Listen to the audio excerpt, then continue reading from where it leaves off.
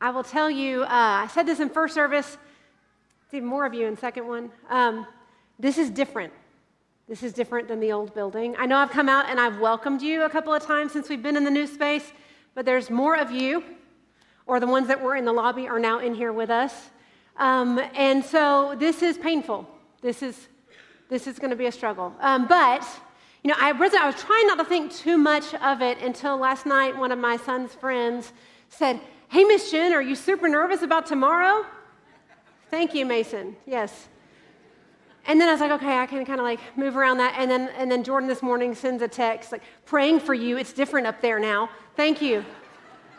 That was my tone, not necessarily his. He probably was like much more lighthearted about it. But I get super nervous. I love what I get to do. I love this. I love being with you guys. But it's got like a pain portion to it. We each have our own quirks, our own things. There is actually a dedicated fan backstage for Buck's sweat, because that's his thing. He just gets sweaty. Jordan like paces, like back and forth in the hall. He's super intense. And me, it's a bladder thing. It's this thing where it doesn't matter how much liquid is or is not actually in my bladder for 20 minutes prior to being out here and currently right now, and for about the next 5 minutes, my body is screaming, "You are going to pee all over yourself. It's just going to happen right here." So it's this weird thing of loving being with you and absolutely hating this at the exact same time. That's the paradox that I'm in. We're starting our series called Paradoxes. We are looking at the paradoxes across the Bible, both the Old and New Testament. This morning, we're going to look at some of the things that Jesus taught. A paradox is a statement or situation that seems self-contradictory, absurd, or impossible, but in reality expresses a possible truth or unveils like a deeper complexity. It's like when you take two things that really just shouldn't be together, they feel like they're opposed. We use phrases like paradoxical phrases all the time, like less is more, or change is constant, or you have to be cruel to be kind. On the surface, those things don't seem to make sense, but there's something in us that knows that they're just like a little true. And it's not just phrases. We actually just live in paradoxes all the time. Like, for example, I mean, if you're married, you probably understand, like, you can share, like, a life and a bed and a bank account, but do not touch my blanket. Or if you've got kids, especially if they're, like, in the toddler era, and you're like, it's quiet. This is so peaceful and equally terrifying because I don't actually know what they're doing in the other room. Or think about like when you're stepping into work and you have to have experience to get the job, but you need the job to get experience. Or our reality that we are more connected than we've ever been, and yet at the exact same time, more isolated than ever. Or another parenting one, especially if you celebrated a graduation this week, that the reality of loving our children deeply is actually having to let them go. There are paradoxes all around us. Jesus kind of taught in this paradox way, like almost this upside down way of teaching, upside down way of thinking, challenging us to actually see things differently. Theologians think that he had about 7 to 12 core paradoxical themes across his teachings. And so when I sat down to go, okay, so what paradox am I going to look at? I looked at the list and I was like, I want to pick one either that I have like really good stories about or just really fit well in my personality or my temperament, like they're really easy for me to do and live out well. But that's not what happened, because as I looked at the list, one smacked me upside the face. And it was so clear to me that I needed to teach on this one because it's really the one that I've been struggling with the most lately. It's where Jesus tells us to embrace the paradox of loving our enemies. Where he says, I want you to love those that have hurt you. I want you to love those that have betrayed you and have wounded you. And I want you to love them well. In fact, if you're here this morning and you consider yourself a follower of Jesus, this is a non-negotiable for you. This is actually a command straight from Jesus' words. Now, if you're with us and you're just exploring, considering what God is in your life, what faith, the Bible, Jesus actually looks like for you, this is optional. And I'll be honest, I totally understand why we react the way we do when people hurt us and all the ways that people cause tension and struggle in our life. I get it. But I still think, even if you're not sure what you think about Jesus, I still think there's something in this radical way of living. There is something in his command that I think offers us something. So we're going to spend some time, most of our time this morning, we're going to spend in like a really clear moment where Jesus teaches this paradox. We're also going to look at his life and some other teachings. But this morning we're going to answer 3 questions, or we're going to try to. One is, who is our enemy? 2, why does God ask me to love my enemies? And 3, what does that actually look like? What does it look like practically to love our enemies? Now, in Matthew 5 and in Luke 6, we have 2 instances of recorded words of Jesus, and it's in this string of teaching that he does where he talks about all sorts of topics, and then he says this, "You've heard that it was said, love your neighbor and hate your enemy. But I tell you, love your enemies, and pray for those who persecute you, that you may be children of your Father in heaven. He causes his sun to rise on the evil and the good, sends rain on the righteous and the unrighteous. If you love those who love you, what reward will you get? Are not even the tax collectors doing that? If you greet only your own people, what are you doing more than others? Don't even pagans do that." Basically, Jesus is saying, anybody can love people that are easy to love. Anybody can be kind to someone you've already deemed is worthy of your kindness. But what's harder, what if the better reward is to love people well, even if they are your enemy? Now, the first question, though, I think we have to ask, right, to establish any conversation around enemy, well, exactly what is an enemy? Who is an enemy? Who counts as enemy and who doesn't? Jesus has this moment in Luke where he uses storytelling this time. He teaches what's called the parable of the Good Samaritan. It's essentially a story of this guy who is beaten and left for dead. And the story starts because someone asked Jesus a question, who is my neighbor? Which is just the opposite side of the coin to who is my enemy. And the story basically goes, the guy that is beaten is attended to by the wrong person, by the enemy, by the one who is least likely. He's passed by everybody who was supposed to be a good neighbor. So Jesus is changing the way the audience would have understood good neighbor. In fact, that audience probably would have mislabeled the enemy. Jesus makes the villain or the enemy the hero. And I think the audience would have missed that. I think we might miss that too. I think oftentimes we miss who our enemy actually is. Now, I do want to be clear, there are truly unsafe people in our world. And unfortunately, sometimes there are truly unsafe people in our lives. Loving an enemy does not mean not using wisdom, not being safe, and not having boundaries. And I hope you'll see that as we talk more about what Jesus is teaching here. But the reality is we can still miss who our enemies are. I'm sure this won't surprise you, but like when you work at a church, it is 110% sunshine and rainbows all the time. Yeah, we like literally skip in every morning and we're like high-fiving each other, pronouncing blessings over each other, and singing Christian music all day long. We go to meetings and we never disagree, we never argue, it is always wonderful. Not always how it is. Actually, we do have a really great culture here, but this move recently, stress was really high. Things were tense. We didn't really know what we could and couldn't do. Things were changing. It felt like every single hour. We didn't have like a home for a minute. We didn't have offices to work out of for a second. It was really, really tense. And I have a friend who says that before you respond to anything, you should halt. You should check to see if you are hungry, angry, lonely, or tired before you respond. I have changed that. I believe you should fault, P-H-A-L-T. It's perimenopause, hungry, angry, lonely, or tired. And that got applause. Right, hold on. Was it a husband that applauded first, or was it? I just want to know who started that clap. Okay. So anyway, I did not halt or fault, and I was looking for enemies.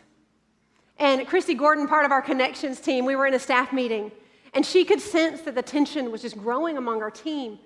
And she said, hey, I just think I need to say, like, we are not enemies. We are not against each other. We are for each other. But we had easily mislabeled each other as enemies because stress got high. Another thing I think we often do is in our marriages, we often look as if our spouse is against us, especially when it comes to parenting, right? I mean, we were in a recent couples group and we talked about how often that is actually a tension within our marriage. What's funny is, I think if we both sat down and wrote down what we wanted for our children, slid the pieces of paper across to each other, it'd be almost exactly the same. But it can feel like we are against each other. It can feel like we are enemies. Christy's right. We have to check and figure out who our enemy is before we actually start to come at them. Jesus is not arguing that we will have enemies. He's just saying, I want you to consider who they may or may not be. In a recent, you can, like in marriage, you can have a different approach. That doesn't mean they're your enemy. You can be tired. You can be stressed. It doesn't mean that person is against you. You can be sad and angry and frustrated with someone. It doesn't make them an enemy. But we will have enemies. I just wonder if we've labeled the right ones. There will be times that it will feel like our teenagers are our enemies. I can remember seasons in parenting when I swore my kids were being 15 and 16 like at me, like they were coming at me with it. My husband has been my enemy. I have had coworkers that I've labeled. You can have online experiences where you see someone post something on social media and all of a sudden they are now your enemy, or a customer service moment like Amazon is out to get you because that package is delayed. Or, and this is a real hard one for me, or Apple is your enemy because they do those software upgrades and you swear it's just to get you to buy a new phone. You know it. If we want to, it won't be hard to find enemies. It won't be hard to label people as enemies. But Jesus isn't saying that we won't have enemies. He's just asking us to consider how we treat them and how we've labeled them. And he's not calling crazy things okay. He's just asking us to approach things differently as we navigate our enemies. Now, I can't define who is and isn't an enemy for you, but I want you to ask yourself, someone's probably already run across your mind this morning. Is that person actually your enemy? Now we're going to jump to a teaching that Jesus does right before he just says, like, hey, you've heard it said, love your neighbor, hate your enemy. He backs up before that and he gives us some examples. And he starts the conversation here in Matthew 5. He says, you've heard it said, eye for an eye and tooth for a tooth. Now, this concept of eye for an eye and tooth for a tooth is known as lex talionis. It's the law of retaliation. And for us, it can feel kind of harsh, like, that's terrible. Why would you ever do that? But actually, in the ancient world, it was actually a win and a move toward justice, and it put a ceiling on violence and would help it not to escalate. Because before this, we have like feudal issues. We have issues where families are against each other. So if you like take out one of my teeth, my whole family's going to come for your bloodline, right? So eye for an eye and tooth for a tooth actually caps things. It's important to understand these verses from the Old Testament in context with where they are in the Old Testament. So it happens 3 times in 3 specific locations across the Hebrew Bible where the eye for an eye and a tooth for a tooth concept comes up. It's a part of the Mosaic law written for ancient Israel, but it's actually meant for judges in a courtroom. When you consider other sources, this actually isn't something that was usually carried out physically. It was more meant to say, hey, take only what is needed. Let the punishment actually fit the crime. So Jesus is saying, though, like, hey, I understand what the courts say. I understand what the world says about a fair society. I understand legal justice. I understand what that looks like. Well, what I'm asking, what I'm commanding is that if you want to follow me, you have to move to personal grace. What's actually happening in your heart towards your enemies. Yeah, you can go to the courts and get fairness, but what's actually going on in your heart? And then Jesus goes into this thing about all the ways that we could do it. He gives his audience some examples, and so I want to look at those. He says, but I tell you, don't resist an evil person. If anyone slaps you on the right cheek, turn to them the other cheek also. And if anyone wants to sue you and take your shirt, hand over your coat as well. If anyone forces you to go 1 mile, go with them 2 miles. Give to the one who asks you, and do not turn away from the one who wants to borrow from you.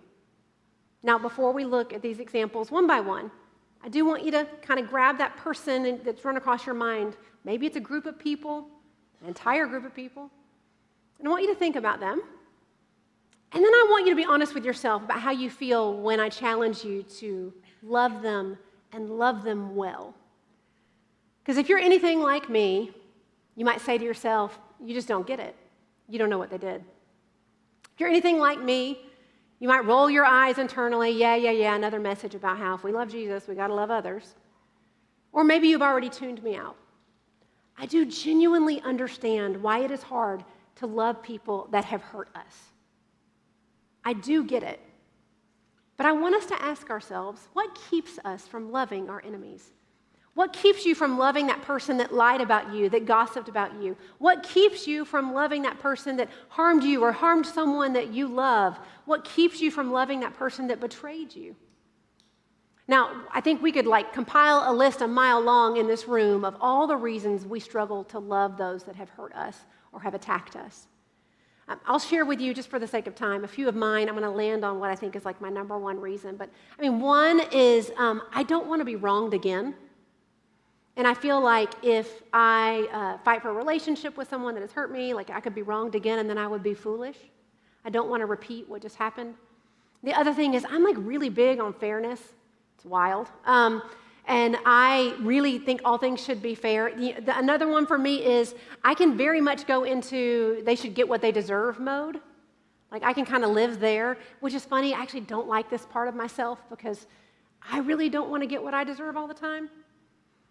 But perhaps the number one reason that I struggle to love my enemies is because there is a part of me that thinks that if I love you after you have hurt me, it will make what you did to me okay. There's something in my mind that tells me if I forgive you, or if I try and fight for a relationship to stay a friend to you or to stay connected to you as a family member, then it will make what you did okay, almost as if if I give you both my cheeks to slap, then that was okay that you slapped me in the first place.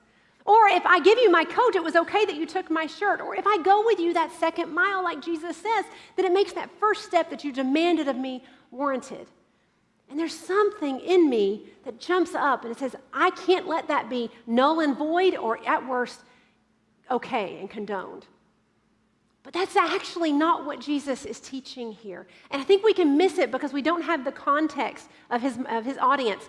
Actually, when Jesus, these next 3 points, Jesus actually uses a social norm or a legal trap to kind of do something different here when he talks about engaging our enemies. I want to look at them one by one. First thing he says, if anyone slaps you on the right cheek, turn to them the other cheek also. So now in that culture, a backhanded slap was a specific gesture that represented something socially. A backhanded slap was something that you did as a superior to an inferior. So think Roman to Jew or master to slave. And if I slapped you backhanded, it represented that you were less than me. You are not human. You are below me. And that's what that gesture meant. So when Jesus says, if someone slaps you on the right cheek, and by the way, some of you are going to want to physically do this with me. Do not do this to the person next to you. In the first service, people slapped each other. It got crazy. But when Jesus says, turn and give them the other cheek, it actually, you have to position yourself in a way that the person who's about to strike you has to give you an open-handed slap. And socially, at that time in culture, that was the way that you prepared to fight a peer. So a backhanded slap toward an inferior, but an open-handed slap was to an equal. So what Jesus is saying, if someone is slapping you and treating you like less than human, then you stand there and you demand they respect you as a peer. This is exactly what social revolutionaries like Martin Luther King Jr. and Gandhi did to highlight injustices against entire groups of people. In our everyday, it would look like someone blowing up at you, someone being disrespectful to you, and you don't jump back at them with it. You don't respond that way. You're steady and mature and calm. Maybe maybe some of you experience this where maybe a teenager is blowing up at you. Not that teenagers ever do that. But they're kind of losing their temper, But instead of jumping in it with them and yelling back and becoming 16 yourself again, you're steady. You ask good questions. You keep a calm tone, and you draw healthy boundaries. I'm not saying it's easy, but actually what it does is it demands self-respect, which then might in turn lead them to respect you more. Let's look at the next one, because he continues with another example. He says, and if anyone wants to sue you and take your shirt, hand over your coat as well. Now, under Jewish law, a creditor could actually take your inner garment, like a t-shirt, like your shirt, but they could not take your coat or your outer garment. That was protected by Exodus 22. Exodus 22 says this, if you take your neighbor's cloak as a pledge, you have to return it by sunset because the cloak is the only covering your neighbor has. What else can they sleep in? And so what's actually happening here is you're in court, and basically this guy over here who's trying to be the winner has basically taken the shirt off your back, and you stand there, essentially naked, right, in front of everybody to show that this guy has literally taken the clothes off my back. And so who thought they would step into the courtroom as a winner actually emerges as a bully. You actually highlighted that this guy is actually taking you for everything you're worth. For us, like today, maybe that could look like maybe you are engaging with someone who's like petty or legalistic, someone who's just, being super particular about something, and you decide to consciously respond with generosity. Like an example, like maybe it's a breakup, or you're splitting business, or something is happening, and that person, just to get at you, is insisting on that one item that you know is technically yours. And instead of just ignoring that or just being like giving it to them with a sarcastic comment or something snarky, you actually genuinely are overly generous. You genuinely are like, okay, here, this is what you need. Would actually, because you've decided, I'm called to love you well. That would be so hard to do. But do you see what it does? It doesn't make taking the coat okay, but man, it highlights something entirely different. And the last example that Jesus gives, if anyone forces you to go 1 mile, go with them 2 miles. Now, to prevent soldiers from abusing the local population, because that would have caused revolts and riots, the Roman officials actually had strict military regulations. And one of the Roman military regulations was that you could demand a civilian carry your pack, would have been about 60 pounds, and that they had to carry it for 1 mile, about 1,000 paces. So you can imagine when the Jews were under Roman oppression that this was insulting. And so oftentimes you can see sources where it would talk about how they would literally count out the 1,000 paces and then drop the bag as soon as they could. So for Jesus to insinuate, I want you to do that, I want you to fulfill that requirement and keep going, would have been so appalling to that audience, right? That you go that second mile. But what it would do is if a Roman official saw the soldier making you go that second mile, they would get in trouble for breaking regulation. Jesus is saying, hey, obey the law, and then make a statement with how you treat somebody. Make a statement with how you handle yourself. In our everyday, it could maybe look like you're asked to do a tedious chore or thing you just don't want to do at work or at home. Mile 1 would be doing it while you make a ton of passive-aggressive comments and you let the world know how inconvenienced you are. And mile 2 would be saying, I am choosing love, so I will do this gladly. That's hard to do. That is so hard to do. But in all three of these examples, Jesus isn't calling us to accept unhealthy behavior. He's saying that when you choose differently, you expose injustice. When you choose differently, you actually highlight what happened. You demand self-respect, and potentially they could learn to respect themselves as well. Jesus is not saying that people should have been excited about being slapped or that his audience should have been thrilled about having to go the second mile or turn over their coat. He's just saying, I want you to consider how you choose to respond. Because when you consider how you respond, you show up in a different way, different than the world would imagine. And that response is what actually changes things. God does not call unhealthy things healthy. God doesn't say that that dysfunctional thing was okay. God does not say that evil things are good.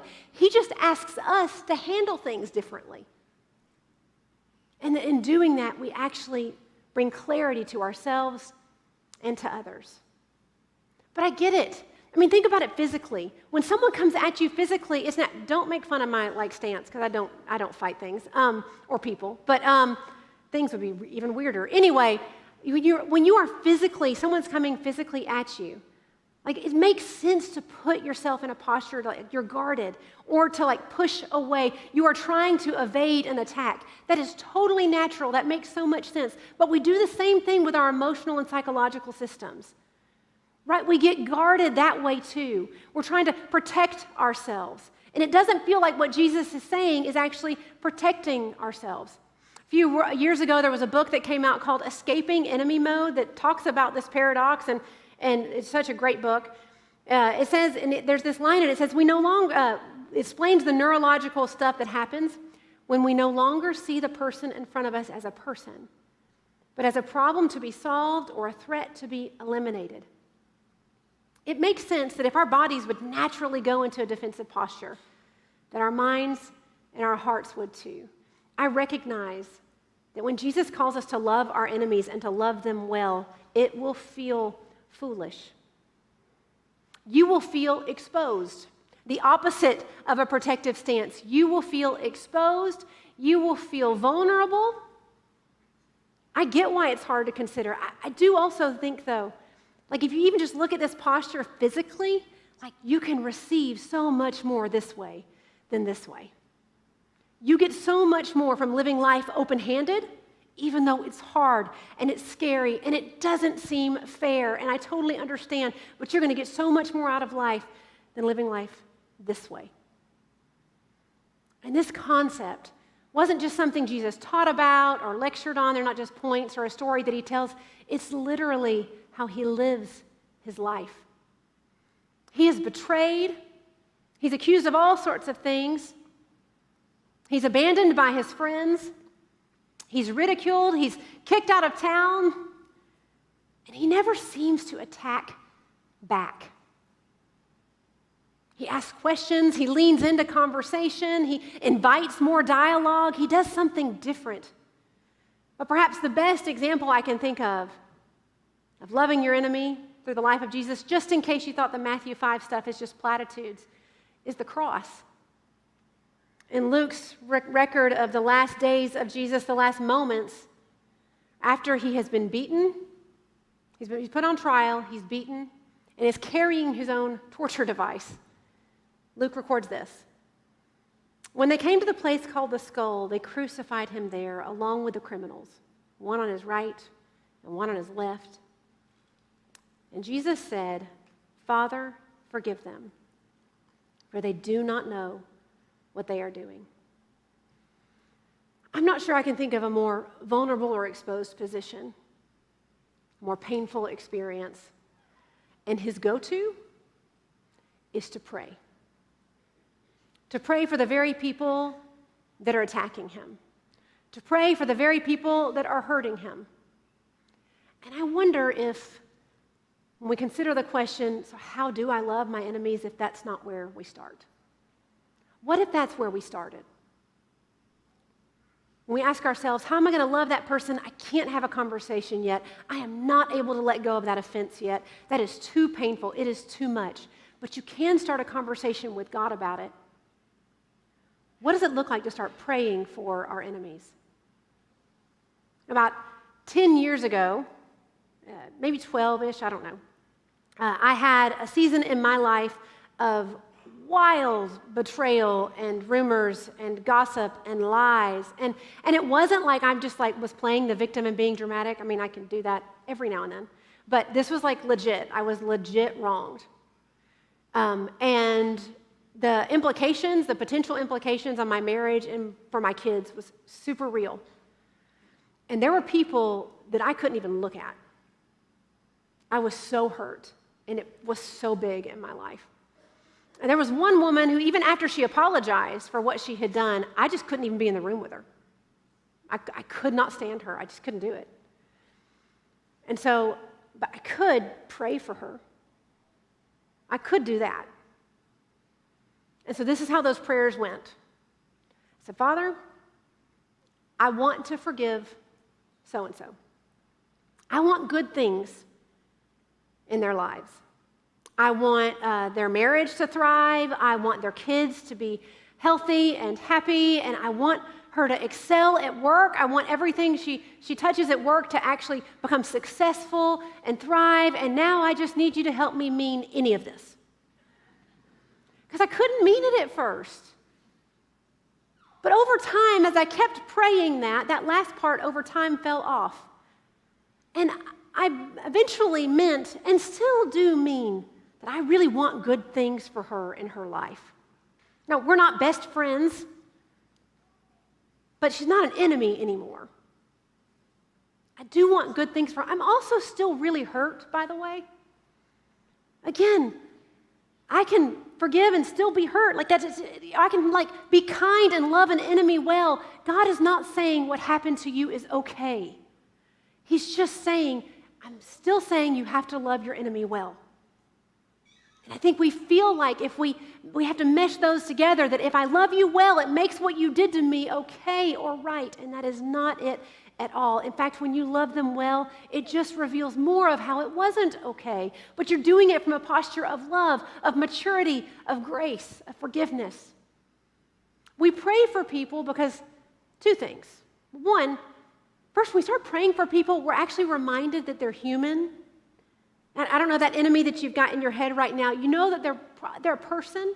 That person that you saw on social media and that post that they did, it made you just super angry really quick. You know they're a human. That coworker that drives you crazy, you know that they go home to their own problems. They have their own story, their own wound. You know, I mentioned that the tension here got kind of crazy during the move, and it did. In fact, I came out of one meeting one day particularly angry, and I was just looking for someone to be an enemy, and lucky her, I came around the corner and there was a person that I was like, okay, well now I all of a sudden have an enemy.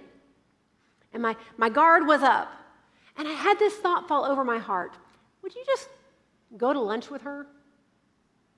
So I did. We went and we sat and we talked about our marriages, we talked about our personalities, we talked about our futures. We didn't actually talk about the building or the move or all the craziness really that much at all. We just forgot we were humans. Two tired humans. Is that person that you're frustrated with, is it just that they're a human? In that same Escaping Enemy Mode book, we read this. It says that when our relational circuits are cut off, when we stop seeing people as people, we prioritize being right or defending ourselves over being relational. We pray for people because we need to be reminded that they are human. We also pray for people because it reminds us that God is for them. God is for the person that you are praying. You will never look at someone, you will never look in the eyes of another human that Jesus does not love. Never. No matter how bad that thing they did to you, God's posture toward them has not changed. And they can deny God at every level. They still get to make choices, but God's posture toward them never, ever changes. So, those three questions at the beginning. Who are our enemies? Is it the person that you're thinking of? Your teenagers are not your enemies. And teenagers, your parents are not your enemy. That coworker is not your enemy. Your spouse is not against you. I understand how it feels, all that customer service thing, that person online, they're probably not your enemy. You may have legit enemies. Again, boundaries, safety. We're not saying to not be wise, but who is your enemy? And then why would God ask you to love them? It's not because loving them well makes what they did okay. That's not what he's asking. Actually, you loving them well will highlight what you and they need to learn. And what does loving an enemy look like? What does it actually look like? It will be different in every scenario, in every season, with every situation. But it can start with prayer. You can start by praying for your enemies. In fact, We can do that together this morning. With that person or that situation or that group of people that ran across your mind, we can pray for them together right now, if you're willing. And I know that might not mean that you're ready for every situation or every dynamic. I'm sure someone ran across your mind, like, I ain't praying that. I'm not doing it. That's okay, I get it. Pick someone you might pray for. So we can do that together right now. Let's pray. Father, would you bring us clarity? Lord, you know we've been hurt. You know we have felt attacked. You know we have felt betrayed, or we've been lied about, or we've had gossip, or I don't know. There's so many things. You know everything we've walked through, and you know exactly how we feel about it, and you know who came against us. God, are they actually our enemy?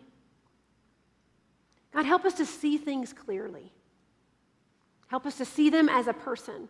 Help us to see them because you see them and you love them. And Father, forgive them, for they may not know what they have done.